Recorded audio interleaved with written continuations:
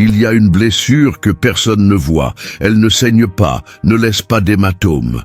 Mais elle façonne ta manière d'aimer, de faire confiance, et même de respirer en silence. Tu as grandi en essayant de plaire à quelqu'un qui n'était jamais satisfait. Tu souriais pour éviter les critiques. Tu te taisais pour ne pas aggraver l'ambiance. Tu ravales tes larmes sur l'oreiller en te demandant ce qui ne va pas chez toi.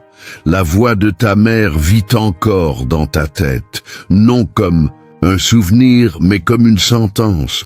Tu exagères. Tu fais toujours tout de travers. Pourquoi es-tu comme ça? Aujourd'hui, tu as peut-être du mal à dire non, même quand ton corps supplie. Peut-être que tu n'arrives pas à faire confiance à ceux qui t'aiment, ou tu acceptes des miettes en pensant que c'est de l'amour. Tu apprends à disparaître pour être accepté. Mais tu ne te sens jamais entière. Cette vidéo parle de cette blessure, celle qui commence avec la mère, mais déborde sur toute la vie. La mère est, symboliquement, notre premier miroir. C'est en la regardant que l'enfant commence à comprendre qui elle est. Mais quand ce miroir est fissuré, déformé par le narcissisme, la froideur ou les critiques constantes, l'image reflétée est celle d'un être inadéquat. Tu as appris très tôt qu'il fallait mériter l'affection, que l'amour venait avec des conditions, que si tu pleurais trop, tu faisais du drame. Si tu parlais, tu étais insolente. Si tu te taisais, tu étais ingrate. Cet enfant, toi, a commencé à construire son identité autour de la survie. Plaire, éviter les conflits, anticiper l'humeur des autres avant même de sentir la tienne. Avec le temps, cette stratégie est devenue une seconde peau. Et même loin de ta mère, tu te demandes encore si tu n'exagères pas. Tu hésites encore à faire confiance, comme si toute proximité risquait, tôt ou tard, de se transformer en jugement. Cette douleur silencieuse ne disparaît pas, elle change simplement de forme. Elle est dans le rire que tu forces en réunion, dans la tension que tu ressens quand on te fait un compliment, dans la rapidité avec laquelle tu pardonnes à ceux qui t'ont blessé, parce que tu crois avoir trop demandé du respect. Et tout cela vient d'une question jamais répondue. Si ma propre mère ne m'a pas vu, qui me verra? Qui me verra? Cette question résonne dans chacune de tes décisions. Et bien souvent, la réponse que tu te donnes, c'est « personne ». Alors, tu commences à disparaître. Pas physiquement, mais émotionnellement. Tu t'effaces dans les conversations pour éviter les frictions. Tu t'excuses avant même d'avoir tort. Et dans les relations, tu donnes trop, même quand tu reçois trop peu. La petite fille qui a appris qu'elle devait être sage pour ne pas être rejetée est devenue une femme épuisée, mais qui continue de sourire pour ne pas décevoir. Tu t'es habitué à te sacrifier au nom de l'harmonie, mais cela a un prix, la déconnexion de qui tu es vraiment. T'est-il déjà arrivé d'accepter des situations qui te blessent juste pour garder une ambiance légère? As-tu déjà ressenti le besoin de justifier chaque émotion pour être entendu? Cette disparition émotionnelle n'est pas une faiblesse. C'est une stratégie de survie. C'est ce que tu as appris à faire face à un amour qui venait avec des épines. Mais il y a une rupture invisible ici. Plus tu essaies d'être aimé, en effaçant qui tu es, plus tu t'éloignes de toi-même. Et cette absence de toi, c'est ce qui alimente la répétition. L'absence de soi crée un vide. Et c'est ce vide qui, sans t'en rendre compte, te pousse à retourner vers des relations qui ressemblent à cette ancienne douleur. Tu t'attaches à des personnes émotionnellement indisponibles. Tu tolères le silence, le mépris, les critiques voilées. Pas parce que tu aimes cela, mais parce que tu reconnais cela. C'est comme si une voix en toi disait « c'est à ça que ressemble l'amour ». La critique qui blesse a un goût familier. Le dédain provoque de la douleur, mais aussi un étrange sentiment de maison. Tu confonds intensité et connexion. Tu confonds effort et mérite. Et le plus cruel, quand quelqu'un te traite bien, tu doutes. Tu te sens mal à l'aise. Tu attends le moment où tout va basculer. Comme si quelque chose de trop beau était, en vérité, une menace. Carl Jung disait « Tant que tu ne rends pas l'inconscient conscient, il dirigera ta vie et tu l'appelleras destin. » C'est de cela qu'il s'agit, ce destin qui semble inévitable, toujours s'annuler, toujours réparer, toujours ravaler ses pleurs, est en réalité un schéma issu de l'enfance. Mais identifier ce schéma, c'est déjà le début du changement.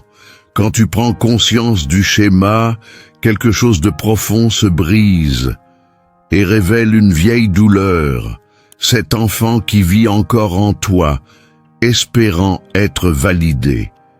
Elle ne voulait pas grand-chose.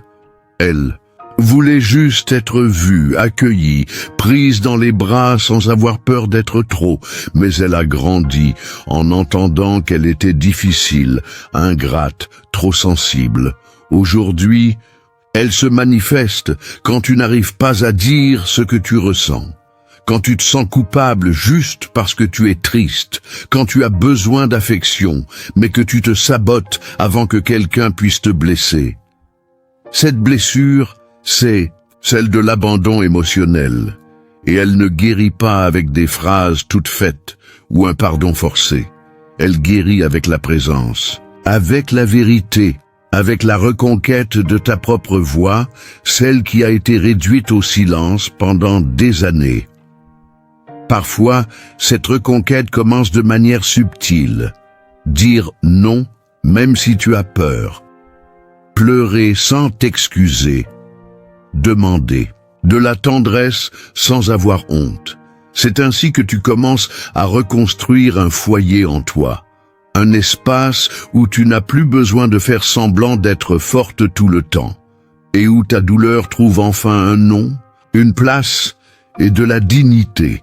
Cette reconstruction n'est pas facile, mais elle est réelle. Reconstruire ce foyer intérieur, c'est, au fond, un retour. Pas à celle que tu es devenue pour être acceptée, mais à celle que tu étais avant, la blessure.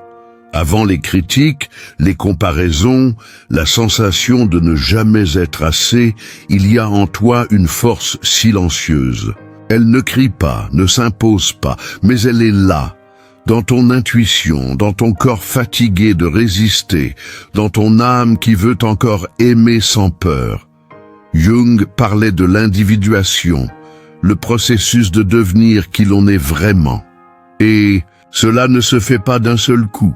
Cela commence le jour où tu cesses de te trahir. L'instant où tu reconnais « je m'abandonne parce que j'ai appris à faire ainsi, mais je peux choisir autrement ». Et choisir autrement, parfois, c'est ne pas répondre à cet appel qui te déséquilibre, ne pas justifier ta douleur à ceux qui refusent de l'écouter, te prendre dans les bras d'abord, avant de courir sauver les autres. Dans ce retour, à toi-même, tu ne deviens pas forte comme le monde l'exige, tu deviens entière. Et être entière, ce n'est pas ne jamais se briser, c'est pouvoir exister avec toutes tes parties, même celles qu'on ne t'a jamais appris à aimer. Mais avant d'exister pleinement, tu dois décider. Vas-tu continuer à te tordre pour rentrer dans un espace qui t'étouffe, ou vas-tu respirer par toi-même, même si ça fait mal? Peut-être t'a-t-on appris que se mettre en premier, c'est de l'égoïsme, que penser à soi, c'est manquer d'amour. Mais la vérité, c'est qu'on ne t'a jamais appris la valeur du soin de soi, seulement le poids de la culpabilité. Et c'est cette culpabilité que tu portes chaque fois que tu choisis ce que tu ressens, chaque fois que tu dis non, chaque fois que tu réalises que tu es fatigué de toujours céder. Mais regarde avec honnêteté. Et si le vrai égoïsme, C'était celui de ceux qui t'ont toujours demandé de t'effacer pour être aimé.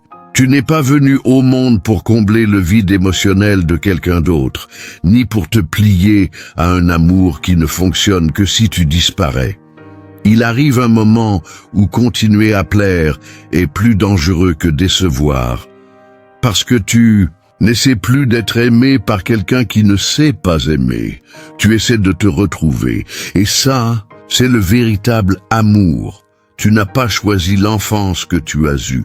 Tu n'as pas choisi de grandir à décoder des silences, peser tes mots, mendier des miettes émotionnelles. Mais aujourd'hui, tu peux choisir quelque chose de différent. Pas pour effacer le passé, mais pour honorer la femme qui a survécu à tout cela. La blessure avec la mère est l'une des plus profondes, car elle touche à la racine de notre conception de l'amour. Mais ce qui a été brisé là peut être recréé ici, pas par la perfection, mais par la conscience, par le geste quotidien de t'écouter, te respecter, te reconnecter. Oui, tu peux aimer d'une manière nouvelle, sans répéter, sans te perdre, avec présence, avec limite, avec tendresse pour celle que tu es devenue. Et tout commence par un simple pas, te permettre d'exister pleinement. Peut-être que cette voix intérieure te dit encore que tu exagères, que tu es faible. Mais maintenant, quelque chose en toi lui répond aussi avec fermeté et compassion. Je n'ai plus besoin de m'effacer pour mériter l'amour. Ce chemin n'est pas simple. Il y aura des rechutes, des jours où la culpabilité crie plus fort. Mais il y aura aussi de l'espace, de la force et peu à peu de la paix. Si ce contenu t'a touché d'une quelconque manière, abonne-toi à cette chaîne. Ici, chaque vidéo est un espace d'écoute, de réflexion et de reconstruction, à ton rythme, à ta manière. Tu n'es pas seul.